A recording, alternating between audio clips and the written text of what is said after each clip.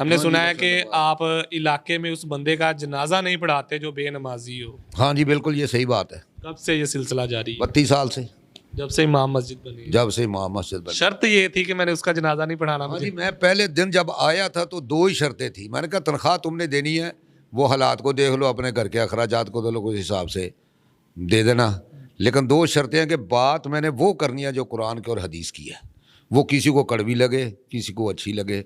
दूसरे नंबर पे मैंने जनाजा बेनमाज का नहीं पढ़ाना। वो पहले थोड़ी सी लहतो लाल हुई, मैंने कहा जी अभी सोच लेना, बहोश व हवास में बात कर रहा हूँ कि मैंने जनाजा बेनमाज का नहीं पढ़ाना। और अल्लाह का शुक्र, फिर वो कहने लगे चलो जी ठीक है जी, फिर हम कर लिया करेंगे। और वही जनाजा जो मैं छोड़ता हूँ वही जनाजा आगे दूसरा मौलवी पढ़ा के चला जाता है। अच्छा, एक चीज़ हमने बड़ी देखी है कि ख़ास तौर पर जो मस्जिद इंतज़ामिया होती है कि इंतज़ामिया ने दाढ़ी नहीं ना रखी हुई, तो वो कारी साहब को दाढ़ी के ऊपर बयान नहीं करने देते। तो कभी ऐसा हुआ हो कि यहाँ का कोई ऐसा फ़र्द जिसका कोई बच्चा या बुजुर्ग बेनमाजी हो और आपने उसका जनाजा ना पढ़ाया हो? किसका? कोई ऐसा फ़र्द हो मोहल्ले के अंदर या इंतज़ामिया के अंदर? सर यहाँ पर मेरे ख्याल में जितनी यंग जनरेशन है, किसी न किसी का कोई फ़र्द ऐसा है जिसका जनाजा मैंने नहीं पढ़ाया।